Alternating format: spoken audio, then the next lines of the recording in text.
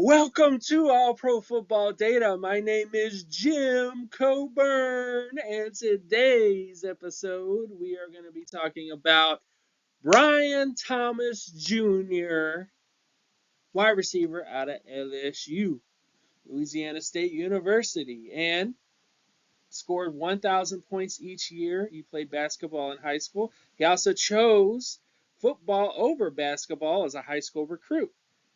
I guess that means he really cares about football, right? But anyways, we're going to get into his production data today, looking at different factors like, first of all, market share, offensive market share score. So if you're new to the channel, new to the work that I do, this is how I get those scores. Take a raw statistic from a school website, College Football Reference. You take it, and that statistic is transformed into a market share score by taking an individual statistic and dividing it by the team total. So if a wide receiver had 5 touchdowns and the team had, say, 50 touchdowns, that wide receiver had 10% market share. That number is then ranked against positional peers to get a percentile score, and that score is weighted against the age score of a prospect to give you the offensive market share production score. Looking at the numbers for Brian Thomas Jr., he did okay in terms of his metrics. His receiving market share score, MSY, was in the 63rd percentile. His total offensive market share score was in the 60th percentile. And his touchdown market share score was 78, the 78th percentile. This is out of 3,710 wide receivers in this particular draft class. I'm not going to lie, his data was not fantastic. He did hit above the starter averages at the position. Didn't quite hit the Pro Bowl threshold or averages in some ways, particularly in terms of total offensive market share for him. But I still have hope because of his efficiency scores. Efficiency scores is where you take raw statistics from a school website or College Football Reference. Those raw statistics are then ranked against positional peers to get a percentile score, and that score is weighted against the age score of a prospect. And then the touchdown percentage is the number of touches divided by total touchdowns, which gives you offensive efficiency scores. And based on that data for Brian Thompson Jr., he scored exceptionally well in terms of his efficiency scores. He was above the 80 percentile in terms of his yards per reception, and his TD percentage was in the 90 plus percentile. So what does this mean? Well, it means that Brian Thomas Jr. was not very productive in terms of his overall market share, but he was productive in terms of his efficiency, meaning if you gave him the ball more often, he might have put up more points. He might have put up more yardage. You didn't have a guy like Malik Neighbors getting touches and throws over here. He might have put up more production. And those are the kind of things you have to look at in terms of him. Is his overall production on paper wasn't fantastic, but he did put up great efficiency scores. And then when you look at the adjusted production scores of him, this is where you take, say, an age of a prospect is scored from youngest to oldest on the day they are drafted. Then the age score is added to the offensive market share score, strength of schedule, and strength of team score. Those scores are then ranked to get the MSA or market share, strength of schedule, strength of team, and age score to give you the MSA score. And then the pass score as all the market share scores, all the efficiency scores, the age score, the strength of team, and the strength of schedule score to give you the pass score, which kind of is like the gumbo metric. It takes all the production scores, the age scores, the team scores, strength of schedule scores, adds them all together to give you that number. Now, adjusted production scores are simply, they give you context to the production. How old were they for their production? How good of a team were they on when they had production?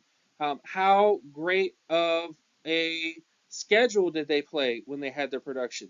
Those are a lot of the main things you have to look at in terms of this particular metric. And in terms of Brian Thomas Jr., fantastic. 90 plus percentile in terms of his age score, his strength, his MSA score, and his pass score all were in the 90 plus percentile in terms of this particular metric, meaning that his production wasn't that great in terms of looking at it individually, but when you adjust it for his level of competition, for his age, for the team that he was on, how powerful of a team he was on, and the competition he had for touches on that team, he was in the 90 plus percentile in terms of his production.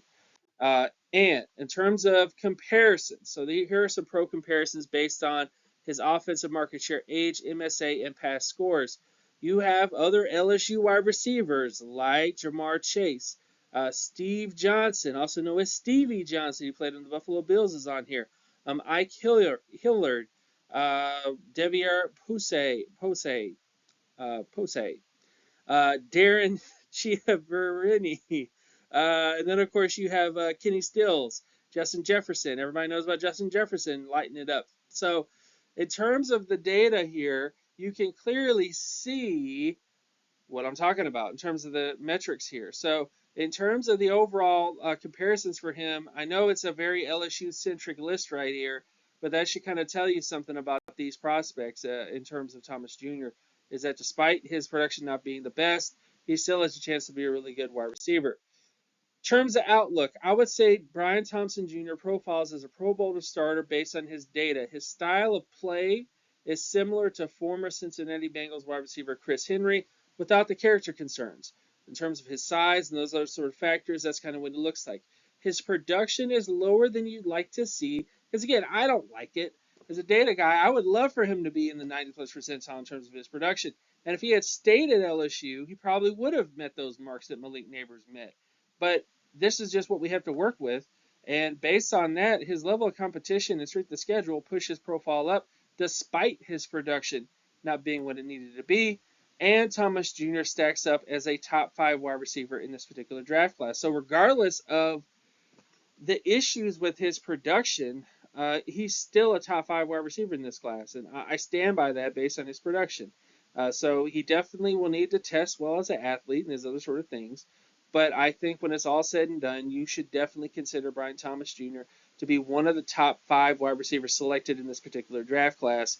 If you're an NFL team, if you're a fantasy person, all that stuff rolled into one, you should definitely consider him to be that guy because of his production and for the level of competition that he faced for his production. So with all that stuff out of the way, I just want to thank you guys so much for following me in the channel. My name is Jim Coburn. You can find my other work at Jim Metrics, which is at JIMETRICS on Twitter. You can also check out my Patreon page, patreon.com/jcoburn. And I just want to thank you guys so much for following this channel and kind of looking at everything that I'm doing and doing those other sort of things. So thank you guys so much, and I'll see you guys in the next one. Peace!